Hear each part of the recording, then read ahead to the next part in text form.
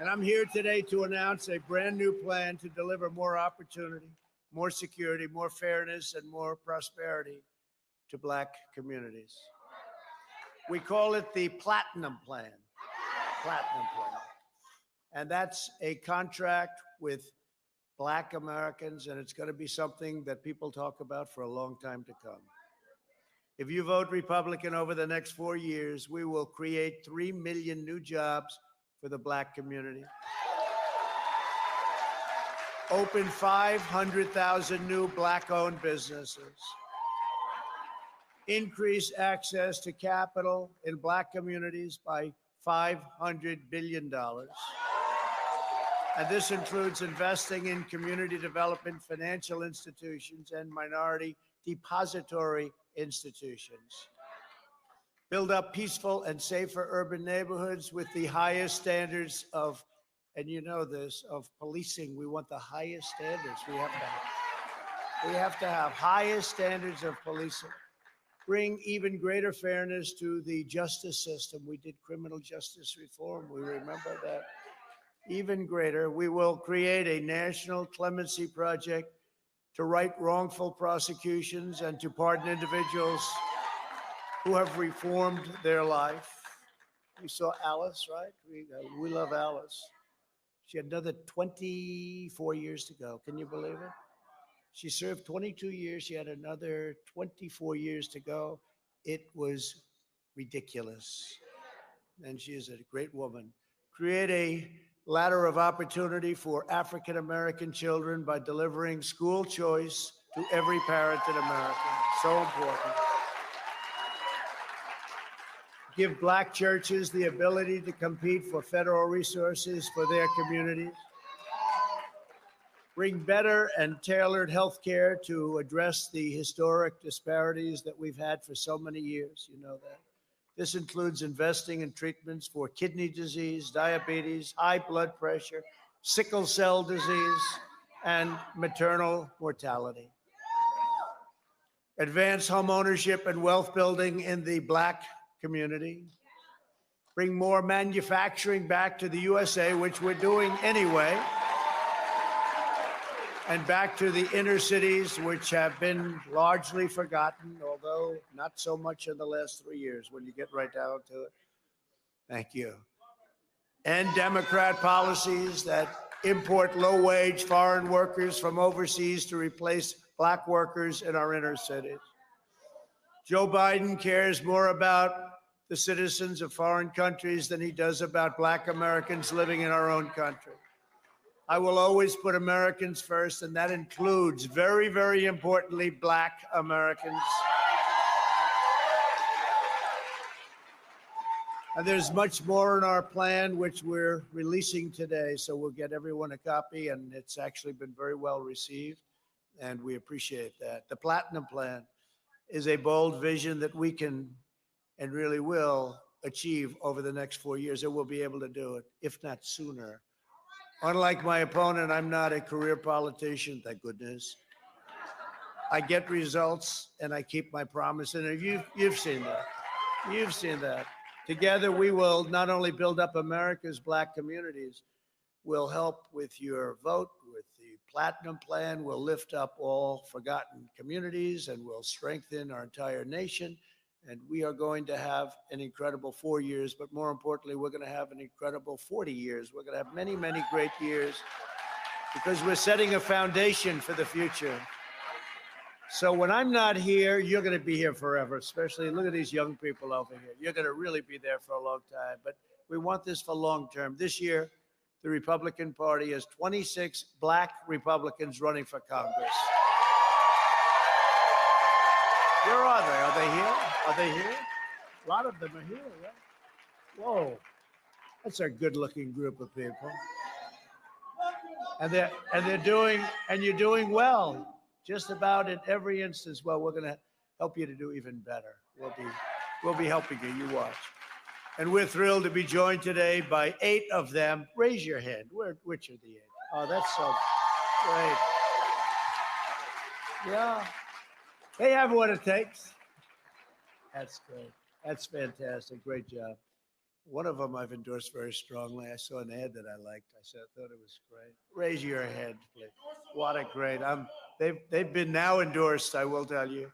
And congratulations, by the way. That's going to be it's going to be a fantastic night, November 3rd. Now, I don't know, with this ballot situation, it's you're not going to see it.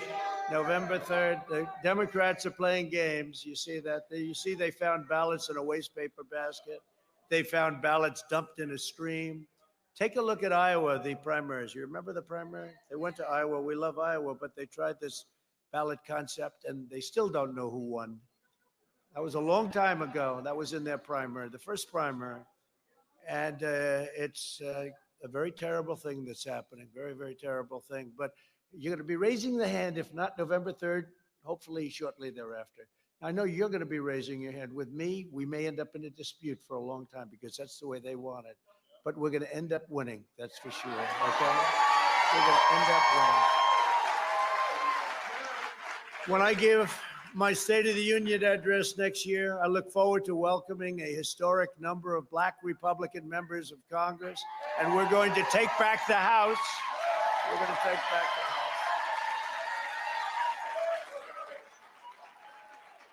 House. We've already won some seats back. They don't like to talk about that. The fake news. You'll find out about the fake news. Have you figured out the fake news yet? You're young and handsome and beautiful. Have you figured out the fake news yet? You'll learn. You'll learn. You'll learn to live with it. You'll learn to do what you have to do.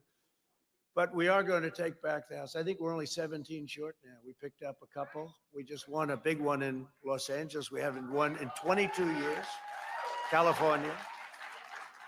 Won a big one in Wisconsin. It was a great one. We won some really good ones. So we're inching up, and you watch what's going to happen. It's going to be a very big night for the House. It's going to be a really retired Pelosi. That's not a bad idea. That's going to be great. Congratulations, all. That's already a great achievement. It really is. It's already. But together, we'll fulfill our contract with Black America, and we'll pass the Platinum Plan into law, and we'll do it quickly and easily. We're also joined by a great friend of mine, Dr. Ben Carson. Where's Ben? Ben, I love Ben. Special man. He's doing a great job, too. He's been my friend from the beginning.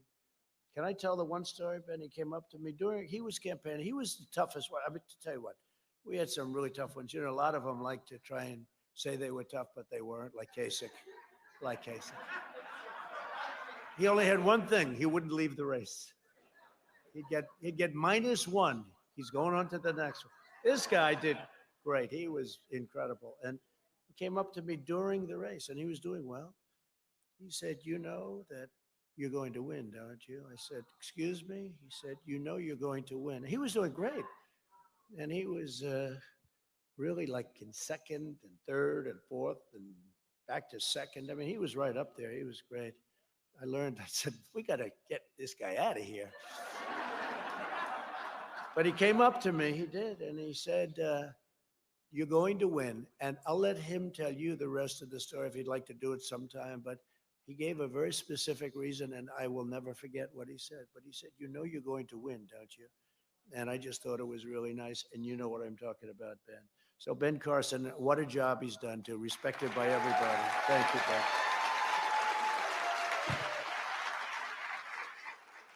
And a man who ran in the primary, who I got a call from another great man, David Perdue. He said, "Could you do us a favor? There's a guy named Brian Kemp, and he's running in a tough primary. He's got a tough opponent. And do you think you could maybe endorse him?" I love David Perdue. I said, "Who is he? I don't know him." Okay. And he said, "Well, he's been for you." I said, "Well, I've heard that before. I better be careful." And we did a little, where's Brian? Right over here, Brian. So we did a little research. And he was for me all the way. And I said, "That's good." The worst thing is when you're endorsing people that say bad things, right? He only said good. And I got to know him, and I got to know his wife, Marty, and I said, absolutely. And we endorsed him, and he won that primary so easily. He won so easily.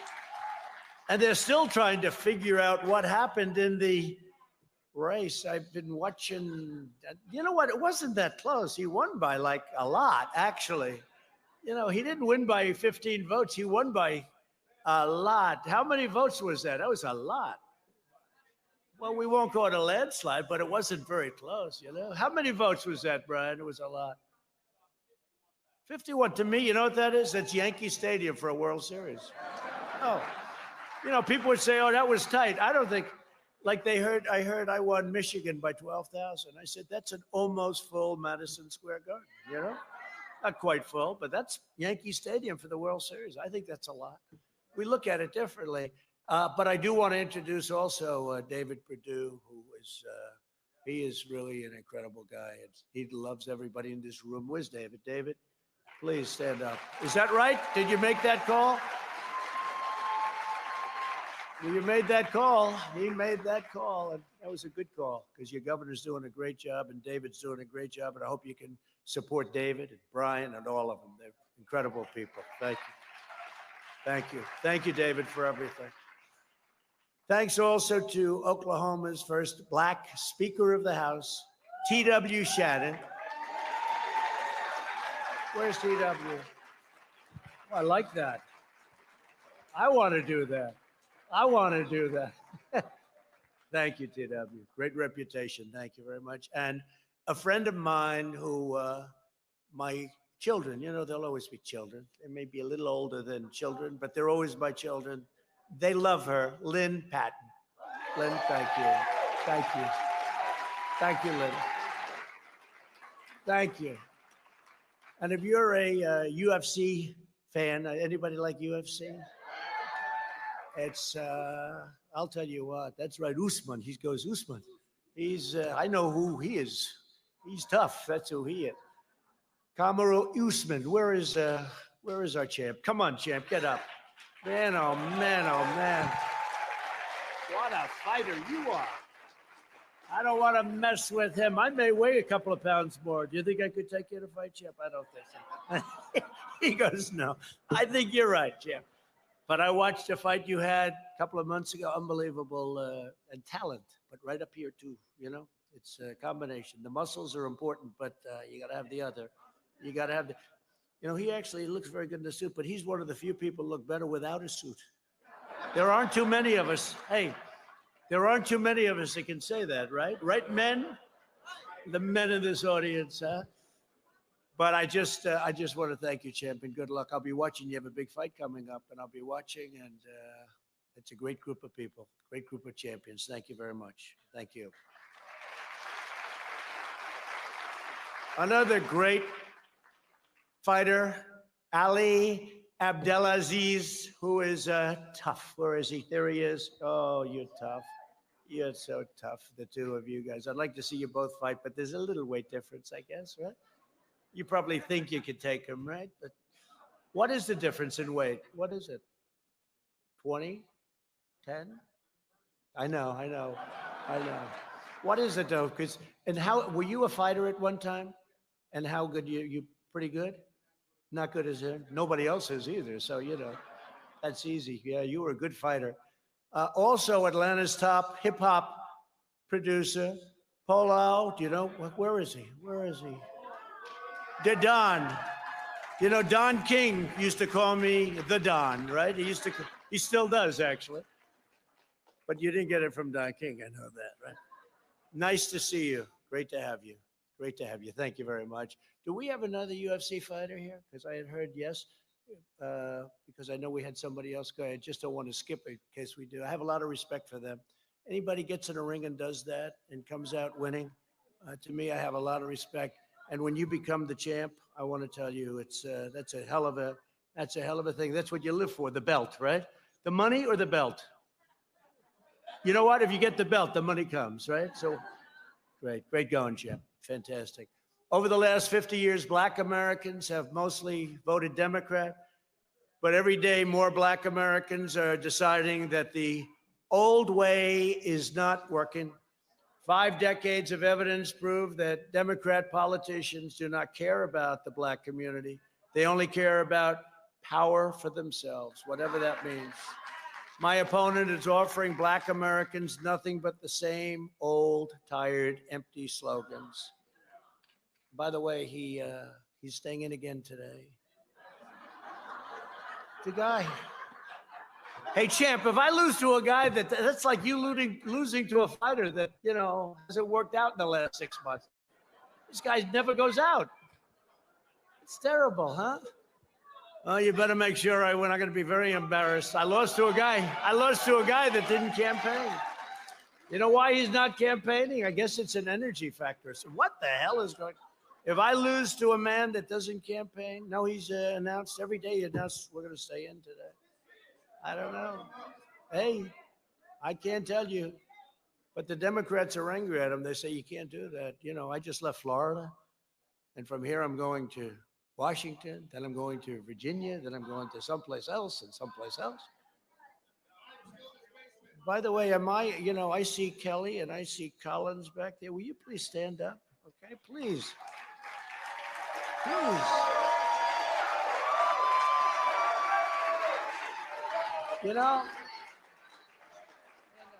Those are two champions. So, they had their names in there, but they took them out. You know why? Because they probably want to not mention them together. They're going to end up liking each other. You watch. And they're two great people. I'm not going to skip them over. They thought it would be diplomatic. That's not diplomatic. That's stupid, right? But I stand here to offer solutions. I want to congratulate you both, really fighting a good fight. I want to say that. Both of you, Doug, Kelly, really great. It's amazing. Well, I sort of like it. You know why? They're going to be in there fighting. Don't anybody get out. They're going to get, and it goes, and everybody's going to come with them. And the only thing I know for sure, they're all going to vote for me. Both of them. So, Brian, don't let them get out. Don't let anybody get out. Let them. That's going to be a fight. But everyone's going for both of them. Huh? Okay. It's going to be, hey, we don't have long to go either. We don't have long to go. November 3rd.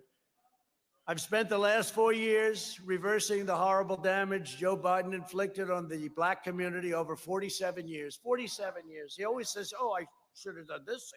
I said, you've been there for 47 years, It's always great when they tell you what you should be doing and they haven't done it themselves. And, it's not like it was 25 years ago that he left. He was there 3.5 years ago, right? So, it's one of those things. No one in Washington politics today has done more to hurt Black Americans than Joe Biden. It's true. For half a century, Joe's personally advocated or enacted virtually every policy that has caused pain and suffering in the Black community. You know that. Joe Biden shipped millions of your best jobs overseas, hollowed out the Black middle class, and with open borders, trapped children in failing government schools, sent young men to fight in endless wars. They just never end. They're coming back home. You see that. They're coming back home. Many are already back. While our inner cities crumbled at home and made cities less safe and less secure, Joe Biden should not be demanding your support. He should be begging for your forgiveness. He really should be.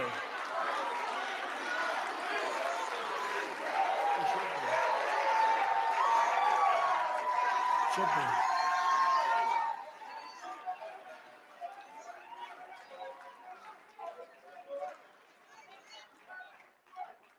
My opponent drafted the 1994 disaster, the 1994 crime bill, which caused unfair sentencing disparities that devastated Black families. And I mean, just devastating. I have heard more about the 1994. And when we did criminal justice reform, it was largely about erasing that terrible act.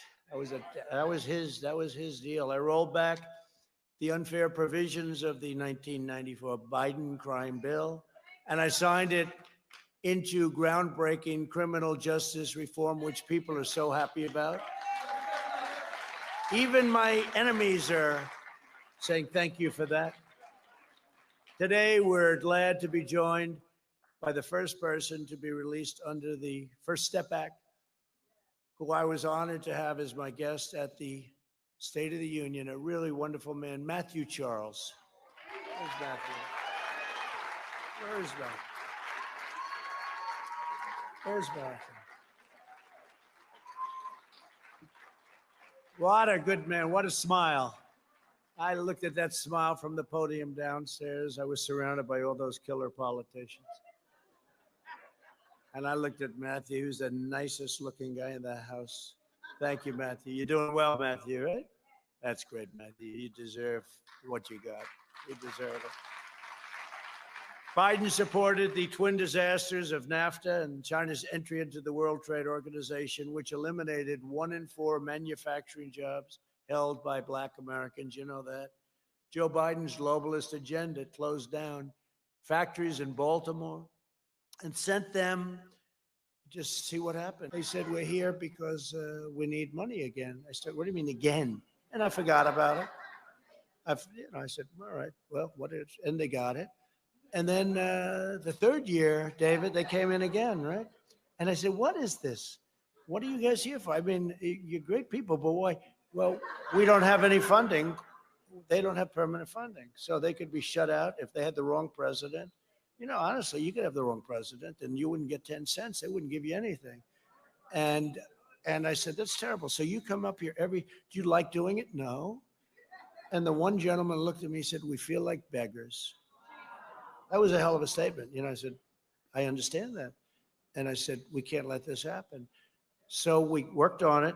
David Perdue, all of us worked on it. Kelly worked on it. We all worked on it. And frankly, and I have to say, you know, it had to go through the House. And where's Doug? Doug worked on it. Right, Doug? You remember that. That was a hard thing. It wasn't easy. There were people that didn't want to do it. And we got it passed. We got more money than they asked for. I said, you're going to need more. I'm in the real estate business. I said, you always need more. Whatever you think you need more. But we got more money than they asked for, and we got it for a period of 10 years, right? So I said, the only bad, we signed it together, about 42 people. We signed it together. I said, the only bad thing is that I like you people. I won't see you anymore. I won't see you for another 10 years. Let's see, will we be president in 10 years? Only if we had a couple of terms. And now we have a story. There's your breaking news. I told you he's a dictator. We've been saying he will not give up power. Under no circumstances will he give up power. He intends to serve at least 2 more terms. Oh, that's the big story. You know, you can't joke, because if you joke, they take it away. You know, a lot of times there's a little sarcasm in your joke, but you're being serious. And then you start laughing afterwards. But they always cut it before the laugh. They cut it so that they think he's serious. He wants 12 more years. They start shouting now, 12 more years.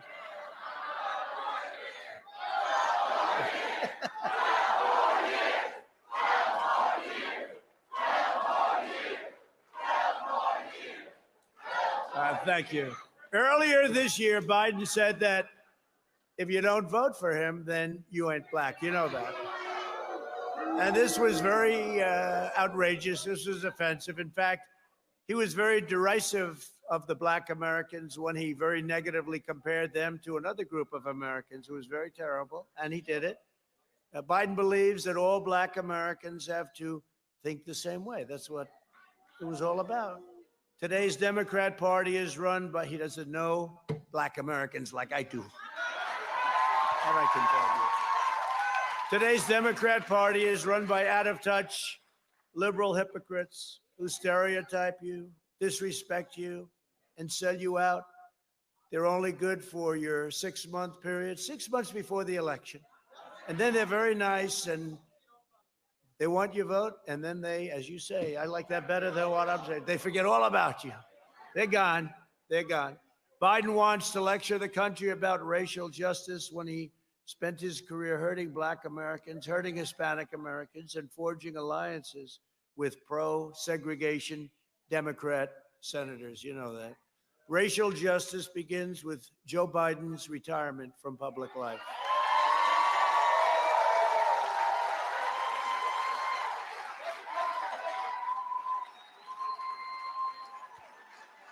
So today I'm urging Black Americans to walk away from the corrupt, hateful, divisive, and very extreme, and they are going crazy, Democrat Party. On no issue has the Democrat Party more totally failed the black community than public safety. Democrats have run America's inner cities at every level of government for 100 years and even more. Last year, 19 of the top 20 most dangerous cities in America were run by Democrats. The murder rate is higher in Baltimore than in Afghanistan, El Salvador, or Honduras, right? It's higher. Instead of fighting for public safety for these communities, the Democrats are attacking our police and empowering far-left rioters, looters, and anarchists. You know, they are anarchists. The Democrat Party's war on cops has caused black-owned businesses to be burned and black homes and churches to be totally destroyed. Most tragically of all, so many innocent black lives have been cruelly taken from us. People are dying by the thousands in black-on-black crime, and I want it to stop. And people aren't talking about it. They're not talking about it. They're not talking about it. In Chicago, as an example, there are weekends when 60, 70 or more people are shot. This is shot, and many die. How can we allow this to go on? How can we allow this to happen? But they're all Democrat-run cities. Every year, thousands of African Americans are murdered as a result of violent crime, and again, in these Democrat-run monstrosities, the way they run them. It's worse. It's worse than Afghanistan. It's worse than, we're at war. We go to war zones, and we don't lose this many people in war zones. Democrats ignore these American victims, and I won't. And, you know, we have to be asked to come in. We have to be asked to come in. By law, they have to say, please come in. And wherever we've gone in, Minneapolis, we went in, we solved the problem. They should have called us 2 weeks earlier. They would have had a city left, okay? But Seattle, they knew we were coming in. I said, we're going in. We don't care. We're going in. The night before we went in, they left. That was the end of that. And others. I mean, look at Portland. I mean, how bad is Portland? How bad is Portland? And we could solve that one in about a half an hour. A bunch of young anarchists, they live with their parents. In a basement also, they live in a basement. And I'll always support the heroes of law enforcement. We have to, including over 50,000 incredible black police officers who risk their lives every day to keep us all safe. You know, they protect people that they've never met before, and it's very dangerous. They're amazing. Those pushing to defund the police are hurting black communities the most. And as I've always said, when there is police misconduct, the justice system must hold wrongdoers fully responsible and accountable, and they will do that. Politicians supporting mob violence are not allies of the black community. They're causing extraordinary damage, grief, hardship. In recent months, our nation has grieved for the tragic deaths of Breonna Taylor, George Floyd, and Ahmaud Arbery. Our hearts break for their families and for all families who have lost a loved one, especially if you look at this way, so senseless. But we can never allow mob rule. To have safety, to have prosperity, to have everything that you want to have, we must always ensure the rule of law. As you know, we have to. Many of those who are spreading violence in our cities are supporters of an organization called Black Lives Matter, or BLM. It's really hurting the black community. It's hurting the black community. This is an unusual name for an organization whose ideology and tactics are right now destroying many black lives, and whose first phrase was, you remember this, pigs in a blanket, fry them like bacon, referring to our police. That's referring to our police. The stated goal of BLM organization people is to achieve the destruction of the nuclear family, abolish the police, abolish prisons, abolish border security, abolish capitalism, and abolish school choice. That's what their stated goals are. This is not the agenda of the black community. This is the agenda of an extreme socialist, or worse, You know what the other word is? Yeah, Marxist, communist, communist. But this is the extreme socialist left. But beyond that, in my opinion, that's why the founders of the organization call themselves trained Marxists. And yet we have major corporations out of weakness or fear or whatever reason donating hundreds of millions of dollars to them. These are fools. These are fools.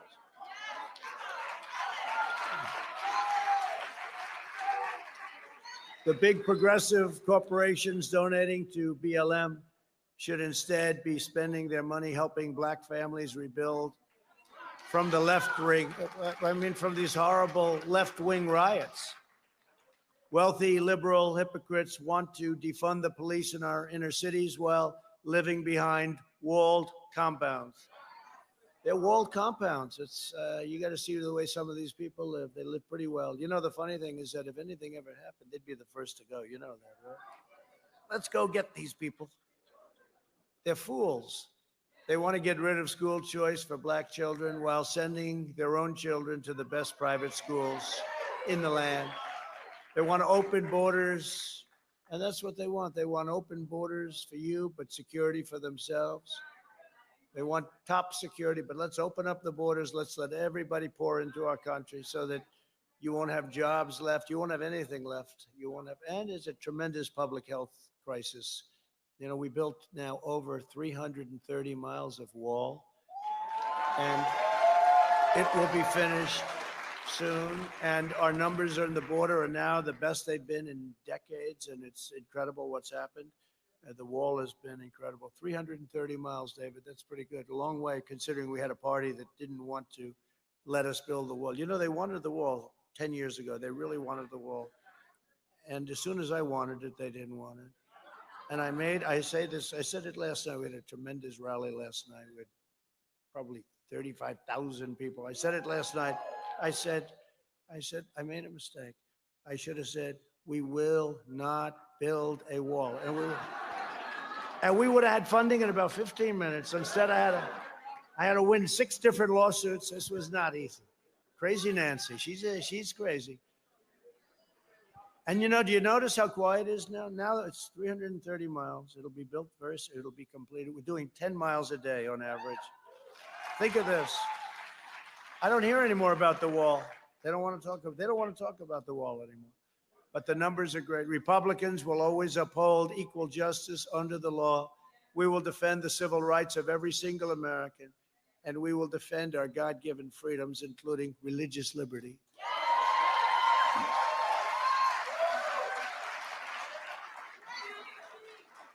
And the Second Amendment, by the way.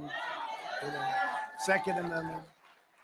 Have to save our Second Amendment. I'm the only thing standing between you and me and Second Amendment. I'm standing right.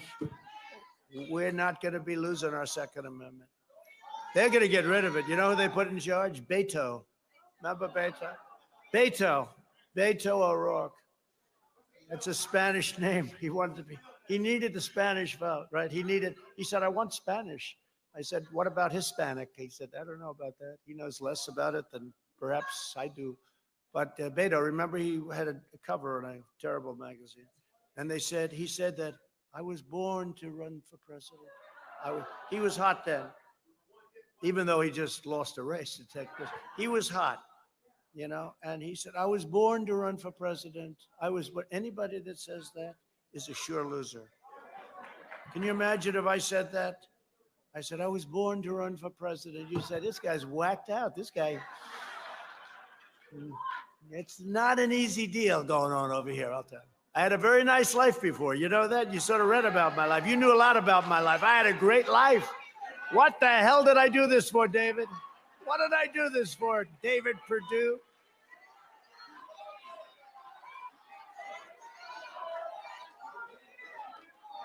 No, I enjoy it. You know why I enjoy it? I love it.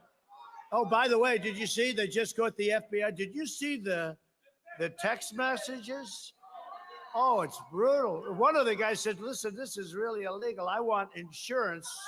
They bought insurance for these people because they thought they're going to be locked up. We got it. Now they're going crazy. This is the hottest thing right now on the internet, all over the place. Boy, oh boy. They've been looking at me. So essentially, then, it was the exact opposite. Okay. And you see Biden's son? He got 3.5. Hunter. Where's Hunter? Remember? Where's Hunter? You know what I do? I call him Where's Hunter? That's his name. Where's Hunter? We made a T-shirt. I was making a speech. I said, Where's Hunter? Where is he? I'm looking at this. I was kidding. I said, Where's Hunter? The next day it was the biggest selling T-shirt in the history of Where's Hunter? No, Hunter got a check from the wife of the mayor of Moscow for $3.5 million. Would anybody accept whatever he was supposed to do for $3.5 million? There's no job that I can think of. $3.5 million. Now, before Biden became vice president, right? He got nothing. He had no money, no nothing. Got thrown out of the military. He got thrown out. He had no job. Now he's getting checks for $3.5 million from the mayor, the ex-mayor, very substantial person, by the way, of Moscow. So we got it wrong. It wasn't Trump. I have nothing to do. I didn't have a phone call. Now think of it. Let's call Bob Mueller. Put him on the case. Thank you. Thank you. He said, let's call Bob Mueller. I stole from him. Hey, I plagiarized from him like Biden. That was very good. He says, let's call Bob Mueller. Bob's a sharp guy. He'll get him. He'll figure it out. How about me? 3 years of investigation, 48 million. They find nothing. A friend of mine, very smart in New York, said, very smart. He said, you must be the most honest person in the world. When 19 geniuses, bad people, but geniuses, plus unlimited law enforcement, 49 FBI agents, 2.5 years, can't find anything, you got to be the cleanest person in the world. It's true. It's true. But it turned out to be the opposite story.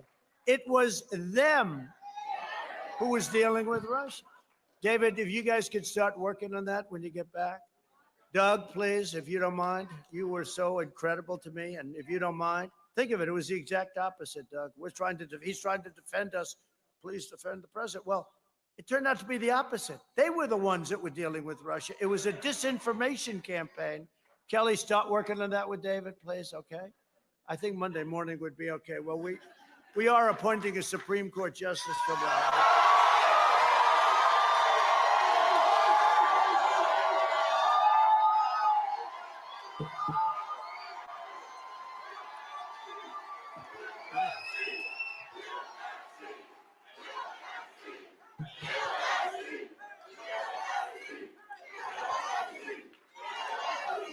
No, we are. That's a big deal. You know, the Democrats, they don't think we should do it. Right? Because, you know, we have a lot of time left. You know, it's really January 20th. We have a lot of time left, but they don't think we should do it because it's toward the end of the first. Well, we got a lot of time left. Now, put them in our shoes. Do you think they'd say, well, I think we should probably not do this? What chance do we have of that, David? Zero, would you say? No, the only difference is they would have gone even crazier. They would have gone totally. They would have been fighting. Let's get it done immediately. They would be working over the weekend. No, they're just they have been not good to deal with. But you know what? When we built this great success, it started to all come together. Then we got interrupted by China. What they did, they should never have done that. They should remember this. We can never forget it. But it was starting to come together, and it will come together because we're going to have an even greater success, in my opinion, next year. While Democrats have tried to silence pastors, and we had some great pastors up here. I watched backstage. I watched those guys, and I said, I don't want to follow them. I don't want to follow them. I was looking for somebody else to speak first. But they were great, weren't they? Really great. You know the truth, I could say they love you, they love the country. They at least like me because you know what? If they didn't, they couldn't do what they just did. They did it from the heart, didn't they? Really. I watched that. I won't forget it either. I'm never gonna forget it. I'm not forgetting. I don't forget things. Thank you. I don't forget things. Where are the pastors that got up? Where are they? Where are they? Where are those guys? Man, oh man. I'll never follow you again. At least we had Herschel in between, right? And Herschel didn't like it either. That was really great. Thank you both. Thank you all very much. That was beautiful. That was from the heart, and we appreciate it. We won't forget. We won't forget. I will fiercely defend the vital role of black churches in America. Okay? Joe Biden and the Democrats say that Black Lives Matter, but they do not protect the most vulnerable Black lives of all, unborn children. They support the unlimited abortion of Black children right up until the 9th month of pregnancy. And if you look at this governor of Virginia, beyond, I had not heard that. But if you look at the governor of Virginia, he said the baby is born. And then they start to talk. I said, wait a minute, that's not abortion. That's not abortion. You know what that is? No, it's I call it